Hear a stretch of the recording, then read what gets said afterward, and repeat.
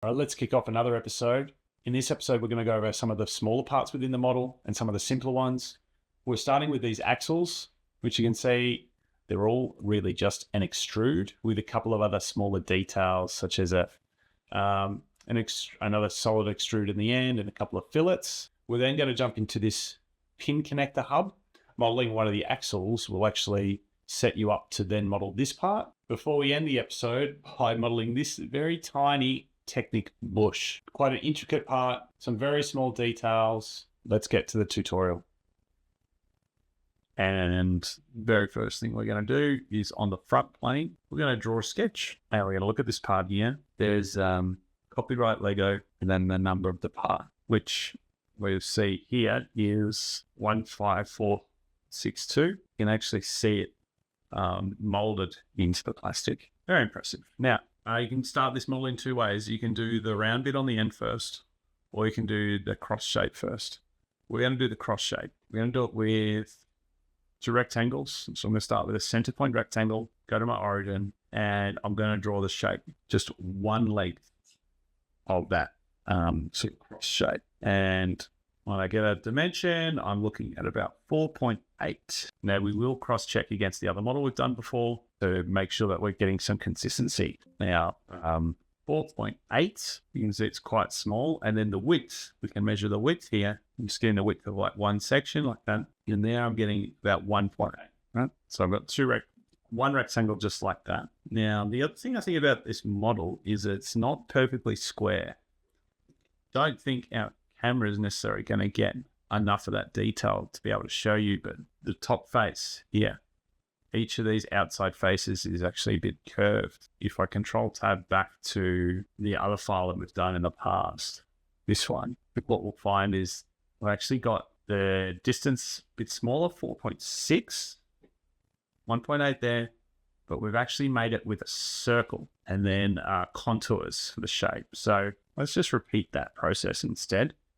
It's slightly different to what we've done here, but it was better. So we're going to go sketch, circle, center point, out, 4.6. And then the way we did that cross section was to do a line that goes across a corner like this. We make those two lines equal, and then we're going to do a circular sketch pattern. Make sure that the origin of that pattern, the center point, you can see this one here, is floating. Just going to move that back to the origin, and then I can dimension in between to get that 1.8. So this enables us to get that cross shape, but with a rounded surface on the top rather than the square shape that we had in the original sketch. Now, in the next model, the next step, I'm going to do the length. So I'm going to measure an end cap, which I can see is just under 1 mil. I'm going to measure the whole thing, which is just under 40. So it's 39.6. So if you imagine that's like 0.8, then it's going to be 38.8 long. So I'm going to go features, extrude, 38.8. Select this contour and press OK. We can always change the dimension later, so we don't need to worry. Let's do the end stop. So for this, I'm just going to sketch a circle, measure the diameter. It's like 5.8. We set the thickness, maybe 0.8. Let's go up to merge result. All right, then that's pretty good detail. Now the end stop here has this, I showed before, it's got this very small sort of recessed face around the top. Sure if the camera will pick it up. You can kind of see it there. So I'm going to put that detail in. Quite neat. It's around 4 millimeters. Just gives that little impression of detail on the part. Just done that. Yeah. Okay. To finish off this model, we have a small cut in the end. Now this is the ejection point. Again, it's very difficult to see. If I look at some of these different models, they don't all have it. So when I'm looking at like these two here, I'm looking at this end face. Again, we can't get enough detail and close-ups for me to show you. Oh, there's a good shot. You see it's got that bit of a round edge around it. That's where it's probably ejected. A bit different to this side. Let's put it in. Yeah. So 1.6 with a 0.1 depth. We go to this shot here, get a circle, 1.6, extrude cut, 0.1. And then the last step is these fillets. I'm going to put a 0.8 mil fillet on those rounds. 1, 2, 3, 4. Okay. And that is the end of that model. Well done. Now that model is, we can see the name here, 15462 axle 5L with stop Technic. So what we're going to do is save it with the rest of our parts. 15462. What are you going to do? Dash, space, name, and color, reddish brown. Save as. Add the color soon. Now, we've got these other two parts, these two, to do as well. Now, it makes sense that all these three parts, they have the same kind of detail, just different lengths. So we're going to reuse the file that we've already made and then create these two versions. 32073, Technic Axle 5L. So file, save as. Let me just show you here. Yep. So yellow Technic 5 axle 5L, same as this, same length, different detail. 32073, yep. 32073, Technic Axle 5L, change the color to yellow, and we save as a copy and open. That's going to save a duplicate of this file. We can see the option here. We're going to keep the original open, and now we've got two versions of the same file. This is the yellow one, this is the soon-to-be reddish brown, and this is the original dark gray. Let's now add an appearance to the reddish brown one. So on the reddish brown version, we're going to just select the body. We're going to make it plastic. Everything's medium gloss. Part, and then let's change the part color, and then we'll go to a brownie color and just up the red. You get a reddish brown. I'm pretty happy with that. Very good. Now this one doesn't have a stop on it, right? So let's delete that cut extrude. Let's delete this boss extrude. Let's update the fillet so that it's on both ends. Let's check our dimension, 38.8. So this is where I can get the calipers, get the part, put it in, bigger, 39. It's 39.2. That's fine. 39.2. And let's apply the color, yellow. Okay, great. Now we have showing you yellow. We have one last part, which is this gray one, and that is shorter. So we're going to save as, copy and open. We go back to this catalog, find the gray one, 4519, light bluish gray, 4519. I'm just going to call it gray, no comma. Technic does have the comma. Okay. Technic Axle 3L, 91.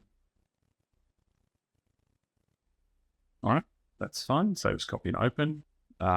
Obviously, let's change the color and let's change the length. Just measure this quickly, 23.4. All right, 3 parts done. And just drop them into the assembly as we go so that I don't need to hunt for them later. All right, they'll already be here. That's first 3. Save the file. This is 30433. That's right. That's right. Yep. Volvo wheel loader. Very good. 3 parts done.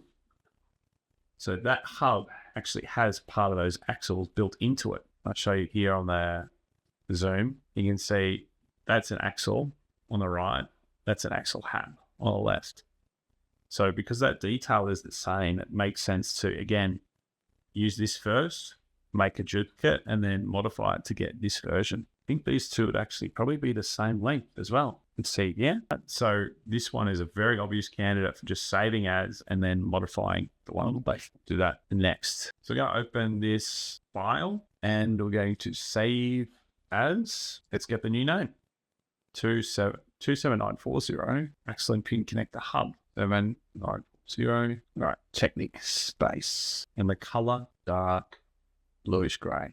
Dark gray. All right, so we're going to save it as copy and open. And now let's have a look at the detail on the part. It's different in this one. So you see in that central area, it's got a tool. Hold on. Yeah. So what we have is, you can see the shape here. It kind of comes straight up here and straight across. So it's a round extrude with a hole through the middle, and it's got that little lip on the bottom. So it should be relatively easy to model. What we're going to do is get on the top plane. I'm going to measure, let me just jump into the right view for you guys. We're going to measure the roundness top. So measure that diameter, which I can see is 7.2. I'm going to draw a construction line that just goes right up the middle. Circle in here, 7.2. And then let me do another one for the hole, the inside, close enough to 5. The stretch, I can make it 5. I think we did 5 for some clearance. And then measure how far it goes, how big it is. And it is 7.8. So we'll do this in 2 steps, right? First, we do the extrude, mid-plane, 7.8. Okay, that's good. Let's do cut. Not now, coming up. Now, here's a trick, little trick. We need to find the exact midpoint of this line, but I don't want to do it with a dimension, because if this dimension changes later, that midpoint will be off. So I'm going to create a reference geometry plane. I'm going to grab this end face and this end face, making careful not to select the little cut I did in the middle. Then it's going to put a plane right in the middle for me. And that middle point is always going to be central, because if I change the length of this, it's just going to move with it. Okay? Now, with that plane there, then do a sketch, and I'm going to assume it's pretty much the same dimension, which was 7.2 by 7.8. 7.2 this way, and then extruded 7.8, just like that. Now we need to cut out this material that goes through the middle, because it needs to have the hole. Okay. Delete face, that's the job for us. Let me show you again. We can use this central sketch and do a cut extrude and cut up and down both ways. That's probably the better way of doing it. So how we do that is I go select the contours and just select the inside one, and we go through all both. That's going to cut the hole for me. And that is the best way of doing it. But the alternative is to use delete face.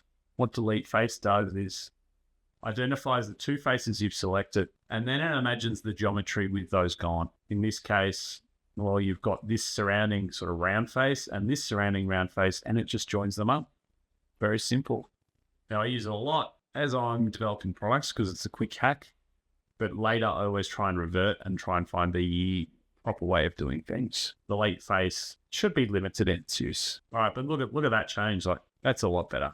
But this model now, it's getting very accurate. The last bit that we want to do is this cut. You do it. Select that sketch again. We're going to select that inner profile once again. This is a bit tricky, this one. Okay. So all we're doing is avoiding creating a new sketch, because we've already got the circle there. I'm going to measure that inside lip. And so the inside I'm getting it at 6.2 millimeters. And the depth is probably too small to measure. I'm going to say it's 1 millimeter. So here's what we do with a cut extrude. I'm going to start it from this face. I'm going to make the distance 1 millimeter. I'm going to change it to a thin feature. And the thin feature, we're going to press OK and then measure afterwards. What did I say? It's 6.2. Yeah. So we're 0.1 millimeter off. So we're going to change that by 6. Hello, my man, Toby. Viewer number, I don't know. I haven't had many, but this is a bit of an experiment for recording my next Lego series. We're going to do the whole thing live. Then I'm going to cut it, slice it, edit it for lessons, post later on YouTube. But give the other side of the world a chance for some SolidWorks Q&A, live modeling Q&A. We'll see how we go. All right, so top cut extrude's done. Next step, we're going to use the plane that's coming through the middle of the part to mirror that feature and create the cut on the bottom. Now, that's not going to work because we've used a surface with offset and used a surface face plane for that cut. So it doesn't want to do it. Sometimes you can get away with it by using a geometry pattern, and that does the trick. All right, there is the part done. All the detail, relatively low number of steps. Let's jump that into our assembly, and there we go. 4 parts done in the first hour of modeling. Not bad. Okay, so this part, I can't zoom in any more than that. Camera's going to be too small. Let's have a look at what part it is. Let me zoom in on this. Okay, yellow Technic bush, half smooth. If we have a look at the 3D of this page, so back on BrickLink, gives us a bit of an idea about the part, what it looks like. This is a nice detailed shot. This photo doesn't load though. User image. Yeah, you can see it's got a shape that's going to match the axles that we did last week. It's got some small fillets, radius. Let's do this with a revolve. And on the front plane, just have a look here. Now we get it in zoom, in focus. Very difficult. Let's measure that on the outside. So when we do a revolve, it means that if we want to use the front plane, then, or if we want it facing the front, we actually need to do the revolve on the top because we're doing a section. So I get a diameter, 7.4, And I'm going to start with a construction line in the middle, and then my shape is going to come out here to the side. Okay, so to do our 7.4, grab our dimension tool, hit the outside of the shape, construction line in the middle, and move the cursor to the left to get a diameter. Everything will scale down with your first sketch. Then next up, we can look at the height, the depth. Okay, so measuring that way, right on 4 millimeters. Or for this one, the inner shape, there's two ways to do this. You can look to the wider opening and then say we're going to add material, or go to the small opening and cut away. I think we'll go to the wider opening, which means I'm looking at the width that's across here. Just put calipers in there, measure side to side. I'm getting very close to 5, so I'm going to say it's 4.8 millimeters, which matches with the axle size. So 4.8, and now we can add some additional detail on the outside. So if we have a look in that section view, you can see it's got that sort of dip in the middle. If we think that's symmetrical, which it is, that means we put that semicircle cut right in the middle. Now that's nearly impossible to measure given how small it is. I can't even get the focus right. But I might be able to measure the width either side. We're not on camera, but it's very close to 1 millimeter. And I can try and measure the width across the middle using the sharp points of the calipers.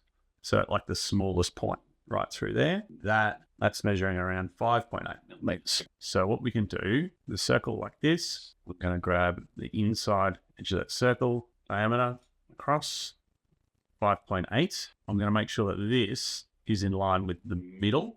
So I'm going to right click here, midpoint, put those in line. And then I said before, I think this is about 1 millimeter here. So I'm going to use my trim tool, cut away the middle, make that 1, and that works out the radius for me. Now, what this doesn't measure is the exact center point of that origin. This looks pretty close. I'm going to be pretty happy with that shape. Later, we'll put a little fillet on these edges here, or I could do that now. They're too small to measure, so we'll do that by eye, and let's suggest that they are 0.5 of a millimeter, maybe less, 0.3. Okay, I'll go features, revolve, and that is the start of our shape. Now, let's just have a look how that profile looks to the part.